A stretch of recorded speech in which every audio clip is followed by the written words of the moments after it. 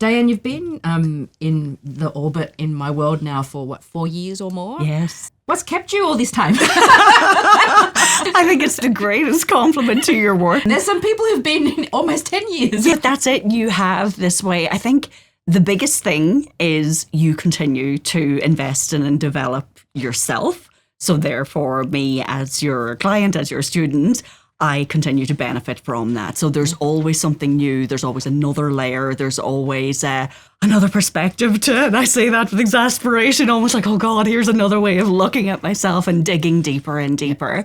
And I appreciate that so much because I am a lifelong learner, eternal student. There's always another way of improving ourselves. And for me, the more I improve myself, the more I can give that back to my clients. I can give it back to my family, to my business, to humanity. So it's, you just see that kind of cycle of do the work on yourself and you give it back. I get a great amount of joy, satisfaction, inspiration from being the coach to the coaches. Yes. Or to the way showers, because it's like, okay, why don't you tap there and then they go out and spread, and then why didn't they go out and spread? And, that's leverage. Yes. And it's the ripple effect. I think for me, it's I benefit from that. Then I go out and I have that ripple effect, and then they have your podcast, your coaching, your speakership. Yes, my family. Your family. Yeah, in so many ways. Yes. That's what I get. I love being that for the other way showers like yourself. Dianne, you've done Roundtable, Numinous, Evolve across the years. How would you describe the difference between short-term insight and then the long-term transformation that you've experienced? We all as humans just think that we want something to be that quick, sharp shock that, okay, I've learned it and now I don't need to learn anything more. But I think if you are a coach yourself and if you believe in coaching as a whole, then you know that there's always more work to do. Yeah. For me, I think what was unexpected is that I probably thought I would have moved around a lot of different coaches or I would have tried different people. But for me, again, it's that fact of in the beginning, there was a layer, like that early layer of things that I needed to do. But you circle around on some of the issues again and again. You're viewing it from a totally different mindset, totally different perspective, totally different kind of need for healing or another, you're ready for it. You couldn't have seen it 6 months before. You couldn't have seen it a year before. And that's what I appreciate so much, that it is continual evolution. It is the fact that Evolve is called Evolve. Yeah. That's, I see it every week. There isn't like me to start my Monday morning in Evolve sets me up for the week, and that I'm continually bringing that into everything that I do. Yeah. And I love your comment about revisiting stuff. A lot of the time it's because when we are at a particular stage, we can only heal to that degree. Yes. And as we evolve some more, those issues revisit because now we have the capacity to heal that little bit more, whereas before that's all we could hold. And now we have a big container and have more capacity to revisit. Absolutely. I think for me, the shining example of that was, you get to these stages where you think, I've done some really good work on myself. You're kind of getting a little bit kind of centered on yourself, thinking, oh, great job. Then I went back to Ireland and I was faced with family dynamics. I was faced with, who I was as a teenager, and all this new stuff started to come up for me, and it was like, okay, this is now coming to the surface because it's ready to be healed, to be looked at, to be kind of excavated in some way, which for me, doing the work, continuing the program with you both in Australia and in Ireland, just give me very different perspectives on how to look at things from different angles. And the readiness of being ready that, okay, here's some stuff that's coming up from teenage years, or here's some stuff that's coming up from childhood, and kind of like you're in safe hands, but at the same time, you're going to be pushed to your max. Nothing grows fast in safe spaces. That laugh. And I hear it often, and I always have that sort of a giggle when they said, but I've done so much work. But you've done so much work for that time. Yeah, it's to a point in time. It's to me, I firmly believe this is a lifetime journey. If you're interested, and I am fascinated with human behavior, but I'm also fascinated with myself. So it's like every time I have a different perspective, a different angle, a different mirror shown to me, it's like, that's why I do that. It hurts. So at the times you're looking at it, you're thinking, I don't really like that side of myself, but you dig into it and Yeah, it's not for the faint-hearted to be doing this work. It takes courage. It takes a lot of compassion for yourself as well. And ego strength. Dianne, what is possible for you now that was unimaginable 4 years ago? I feel like I can feel emotion welling up on this one, because 4 years ago, I was coming out of a marriage breakdown. And I also was coming through, whether you want to call it a midlife crisis or a spiritual awakening. So I felt I was very much at a point in time that was my identity was being shattered. So I didn't really know who I was, what I stood for. I was a mum. I was a corporate leader to a certain point. I was a wife. All of these hats that we wear in society, but I didn't know who I was, and I was never honouring who that was. Yeah. I also had this massive identification with having mental illness. That was a core thing that back then was like a ball and chain I was carrying around, and I didn't even know that I was carrying it around with me. And the weight of identifying with it so much. So I'm on medication. I have anxiety. I have depression. I, have panic attacks, all those things that I couldn't separate myself from them. And I thought that was my lot in life. And it was just a way of learning to manage it. And now having come through, because that was definitely one of the biggest breakthroughs of working with you. Now it's like, oh my gosh, I was holding on to that for dear life. Like I was literally holding on to it. It wasn't anybody else that was, it wasn't super glued to me. I was the one who was holding on to it. And if anyone had told me, oh, just let it go, just let it go. And that's the uniqueness of the layers and layers and layers that you work in to unpack. Because if I'm not ready to hear that you just need to let it go. And then one day the just need to let it go was like, oh, now I get it. It really, that was so profound for me. And like to go past that to no longer be on medication, haven't been in therapy for years. And now I am helping other people who are like former versions of myself. Like, did I think all of that was possible? To a degree, some of it, but it was coming from a place of wounded healer. Whereas now it's like I don't think any of us are ever fully healed, but it's like you're in a much better, a more healed state, a much more compassionate state, and you're doing it from a place of wanting the best for humanity, but also for yourself. So not sacrificing to others. And also being in the most powerful position you can be in service of your client. Absolutely. Yes. Yeah. And that drives me a lot. And that's why I continue to invest. And again, it's that the amount of coaches who don't invest in themselves. And yes, they're coming from a great place. They have a big heart. They want to do things for others. But if you're not continually doing the work on yourself, you can't bring people. You can bring them to a certain point, but you can't go past that. Yeah. Healed people heal people. Absolutely. Hurt people. And it is our job as coach, as healers, to be in the best possible state that we can be in service of our client. I love when we first started doing the work, when you first joined Numinous, I think it was after a few weeks, you're like, well, I don't need medication anymore. I don't need this therapy. Like, there you go. High five. To the untrained eye, it seemed like a light switch moment, but you had done so much subtle work underneath that, and I had embraced that as well. So it was that real partnership that gets you to a point where one day you realize, oh, I can do this on my own, or you can see that possibility, that future possibility that wasn't there beforehand. Yeah.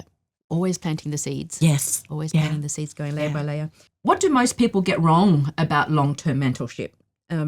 You've lived it. Mm-hmm. You teach it. What would you say that people don't understand about the long term? Okay, I guess it's not a short, quick fix. Yeah, right? And that's why don't go in and thinking it is a quick fix or you're going to be healed or here's a 6-week program.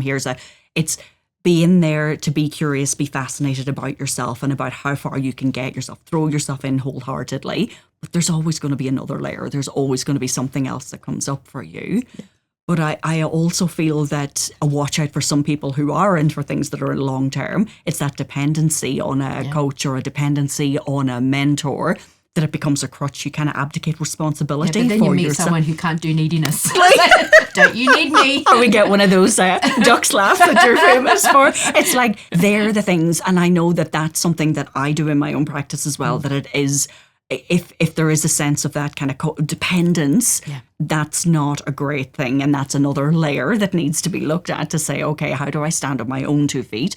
And that's why, for 4 years, people may think that's a long time to work with someone, but that's all me taking personal responsibility for my part of the coaching partnership. Yeah. And also just knowing that because you're continually investing in yourself, I can continually invest in myself. There's always something new to unpack, to learn, and to grow. And I remember thinking this really early on when we started working together. It's like, when the student is ready, the master appears. Yeah. And I felt that so strongly about you. It's like, oh, okay. But the master appears when the student is ready. Yes. And yes, you were, because you were on my periphery for a long time thinking, I'm going to work with Pauline one day. I'm going to work with Pauline. And it was a readiness factor when I was... But also, it's fun. Well, I don't think any of us ever leave your sessions without laughing. It's laugh, cry, laugh, cry, laugh, cry. And because it's the group dynamic, it's so much fun. And we end up doing life together, right? Absolutely. And it is to watch...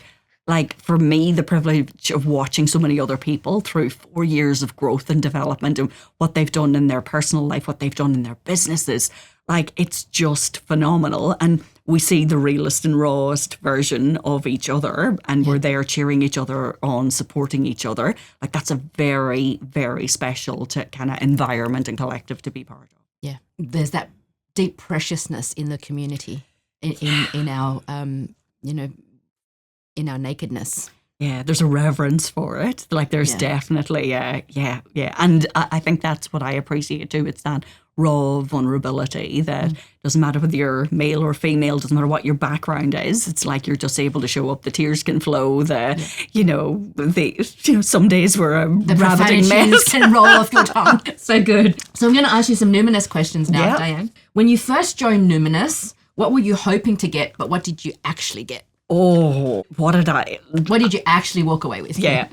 I think I walked away with something that I could never have even dreamed. I didn't even know what I needed. I think we get to a point where we think, oh, I'm signing up for this program because I think I'm going to get, transformation. I'm going to get someone who is, I think what really spoke to me was the balance of kind of spirituality and science and business. Absolutely, because that was where I was at in my life. And it was like, those, like a three-legged stool. I needed all of those things for it to appeal to me.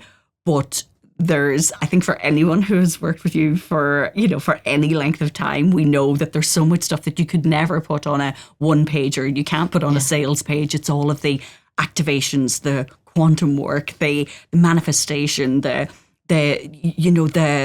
realization as well that so much of our business problems are actually deeply rooted in the work that we haven't done on ourselves. Yeah. And when we look back at that, it's like, if you keep going out and trying to fix all the business problems, then you're just avoiding some of the other work that needs to be done. I think that for me was one of the biggest things. And I think when we look at in terms of lack or the things that you realize, here was a really, really big moment. For me, it was that kind of self-sacrificing, wanting to do good in the world, not wanting to have people be in pain. And then you realize, but if you keep doing that, you're actually self-sacrificing yourself. So you realize then that, okay, if you're doing that in your business, then that gets shown in, what's the price point that you're showing up for some of your services? Are you working all the hours God sends through 2 different time zones? Like, what are the things, how is that showing up in your business?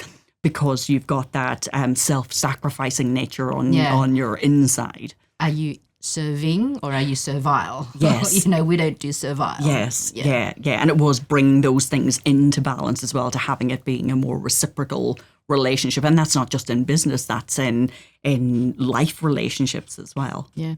So what were you expecting and what did you walk away with? So I was expecting that I would do the program and that I would have ticks in the boxes and here's exactly what I would get from it. Then when I left, it was life-changing, like as in that, like to go through, to be off medication. Yeah. To set the foundations for having just gone through a marriage breakup and it was the foundations for setting up a really amicable co-parenting relationship. Yeah. All the important stuff. And like, if you don't have that set up in your life, like, and also the courage, I think it set the seeds for courage for me to say, I can do this on my own. So I can set up a life on my own. I can be that role model for my daughter, to the point where I'm now about to move back to Ireland. You know, buying a house in Ireland on my own is not something I ever thought that I would do. So, you know, to some people that's like, oh, okay, that's just ticking the box, you'll do. For me, there was a lot of limiting beliefs that had to be overcome to get to that point. And now it's not just a house. It's like I'm actually relocating my family to the other side of the world after 26 years. Like that, those are things that I could never, you know, have imagined that would be the outcome of working together. Yeah. Can I speak to the glorious relationship you now have with your daughter? Oh, yes, please. This makes me very emotional. This is the important shit, right? The really important stuff. When Sue was here before you, how different her relationship is with her mother now, you know, and can we speak to that? Because that's the stuff that makes my soul sing, because isn't that why we are here? Absolutely. And they're the next generation. Yeah. So it's, and when I think, again, coming into working with you, I was, after going through so much turmoil about, you know, do I leave my marriage? Do I not? You know, am I going to inflict so much pain on my daughter? Am I going to set her up for years of therapy, knowing what it's like to do that myself? Finding the courage to, you know, to go through and know that it was the best thing for her, but then trying not to feel the guilt and realizing that, okay, how can I be the best role model that I possibly can be? And, you know, she is just the most incredible, beautiful, resilient young woman. Like, she is just, you know, 15 years old, shy, quiet, but has this beautiful sense of an inner conviction. She is so confident in who she is. She's not confident outwardly to other people, but she has her own sense of right and wrong, of justice. If she sees someone that's being, you know, picked on at school or being spoken to inappropriately, she just has that sense of standing up for herself and for others. And it's just a beautiful thing to see. And I'm like, now her sense of what's possible is so much broader, because my sense of what's possible is so much broader. And she can see it. She can see that because it's being role modeled to her. Yeah. And that's they're the next generation of leaders, of, you know, carers of humanity, that if we're, you know, we do have a duty, I feel, to do this work in service of our kids. Yeah. And when I say, you know, the work that we do is creating a new human. The new human, and for humanity, not only the human in ourselves, but the humans, our little humans that we look after, right? Yeah. And I know that the guilt that I carried for so long about being a bad mother, about I'm beating myself up in so many ways about it. And now it's like to feel a sense of pride, like even just like my daughter's not overly affectionate. She's just someone who, you know, she likes her own space. And then last week we were just walking through a shopping mall and she's just like linking her arms and squeezing up tight to me. And I'm like, oh my gosh, it's like in that moment there was so much love. I know it's only a tiny thing, but for me it was like, oh, I'm doing this all right. You know, it just felt like a lovely moment of, all the stuff that we've been through. And she is now set up for her life in a much better way. Yeah. A lot of people think when they speak of karma, it's, you know, karma's a bitch and I'm making up for all this karma. But the work that we're doing is we are creating karma for the future. The positive. We're creating the karma, and it's so important. Yeah. It's so important. Was there a moment inside this numinous experience where something just clicked, where you felt yourself change in a way that was undeniable? I think it was around self-sabotage, realizing, and this happened a number of times, but I can remember the specific clicking moments around I'm self-sabotaging myself over holding on to the identity of having mental illness. I am self-sabotaging by constantly, I guess my background was I was coming from a place that I knew what so much hurt, so much pain, so much angst growing up, my life growing up and being a teenager. I wanted to spare other people from that. So I would do everything in my power to stop other people from hurting. But then you realize you're pouring and pouring and pouring into others. So whether that's a workplace, whether it's a relationship, for me, it was showing up in so many different ways. And it was that self-sacrifice, self-abandoning. Yeah. And I do remember you using the term. So self-sacrifice as a coach, I would have used that term so much. But when you had framed it as self-abandonment, Yeah. I feel that today. It's like literally I am just giving away parts of myself to everyone. And the learning out of that particularly is I'm no good to anybody. The more that I'm giving to other people, the more that I'm self-sacrificing or self-abandoning, then I'm not able to show up. I'm not able to be a good parent. I'm not able to be a good leader. I'm not able to, be the best coach that I want to be. And that was one of the things that kept coming up in layers, I think, for me. It was like, okay, the first one was around mental illness and identifying with that, but then the self-abandoning, it was coming up again. So it's, how am I always giving away of myself? There was another level to that, which was around master manipulator. Yep. That, sometimes when we're being... That always hurts though, when I say the people pleasers. The people pleasers are the biggest manipulators. And then you see the people pleasers go...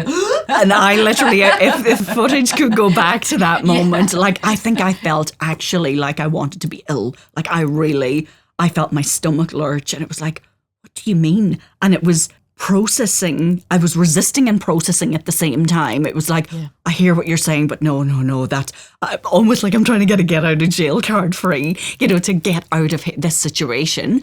And realizing, oh my gosh, it is because we always want to be perceived as the nice person. Yeah. And, like my Irishness, my lovely girl from Ireland, kind of plays into that as well. It was like, in the corporate world, being the leader who could just get shit done, get things fixed, like always the person that, there's something that's, complex that needs to be fixed. Oh, I'm the person to do that. But at what expense? Like I'm constantly giving.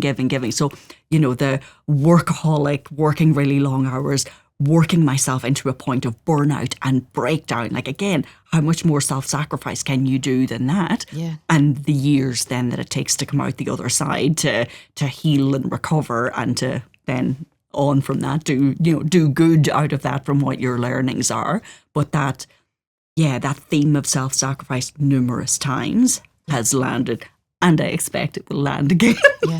But also I've witnessed such big shifts in you around this because we, as a collective, are allowed to say no. We are allowed to give ourselves permission to say, can I keep this for myself? I want to keep this for myself. You can have some, but I'm not giving you all of it. You know why? Because this is mine. And this is what's going to fulfill me. And we're allowed. I think teaching my daughter that has been huge as well. Like just having that reflected back to me now. And I give her the option of saying, it's okay to say no. Yeah. And, if there's something that she doesn't want to do or is against her innate nature, like letting her know that I don't want her to grow up like a people pleaser. I don't want her to grow up like being like me and doing that self-sacrificing thing. Yeah. And yes, there are times that as a parent, you're going to go toe to toe and it's like, well, you still have to do it. But for the most part, if it's important to you, I want you to stand up for it. I want you to stand your ground. And for me to be able to role model that for her and let her know that this is okay. Because when she goes out into the workplace, when she gets into a romantic relationship, she will then already have that as an established way of being in the world and know that she has that true sense of self rather than having it be, I'm just a reflection of what everyone else needs from me. That's self-esteem versus others' esteem, to be able to say, no, I don't like that. Yeah. No, that is not okay. Step the fuck away. Yeah.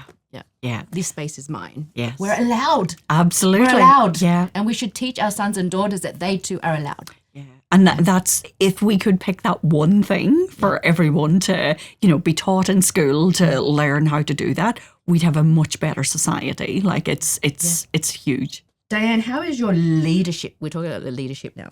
Since doing this work, since doing Numinous, how has your leadership impacted the people around you? How has it impacted your team, your family, your clients? How has your leadership impacted as you've stepped into this next level version of yourself? And you've had multiple next level versions of yourself. Absolutely, yeah. And there's so many, because my work is multifaceted, then there's so many different ways that shows up. But even if I think of in terms of my sense of conviction in myself and in my skills and my abilities, like I don't play small anymore. So it doesn't matter if it's change advisory work that I'm doing it with, with corporate leaders. It's like I completely understand my gifts, my lived experience. Oh, it's I get tingles knowing how many gifts was activated in you. But oh my gosh. That is the thing. And before I would have been playing it so much smaller, second guessing myself, or not having that level of conviction. And now gifts get activated and then amplified, and then you have that conviction in yourself. And now there's almost like a sense of being unapologetic about it as well. And it shows up in my client base as well. It's like, I'm not interested in working with people who don't want to work with me. I'm not going out and kind of thinking I can solve all the world's problems, or, trying to spend too much time convincing people. It's like, you will know if I'm the right person to work with. That level of conviction of knowing who I am, the problems that I solve, the people that I am able to support. That for me, just knowing that that's what I stand in, that's what I'm grounded in, and the right people work with me, it makes my work so much more fulfilling. It makes my contribution so much more as well, because then it's a case of, you're working together. You're magnetizing the right people towards you. And then together you're amplifying whatever it is you're working on. There's going to be something out of it that's for the greater good of humanity, even if it is that you're working with a construction company, even if it is that you're working with a, medical devices company. It's like, it's still something that you're contributing. You can see that line of sight to a greater good. Yeah. We give such more deliciousness to whichever organization that we assist, right? Yeah. And as we step into the next level version of ourselves, being a more quality human being ourselves, we get to work with more quality human beings. Yes, That's the fun part. absolutely. Yeah.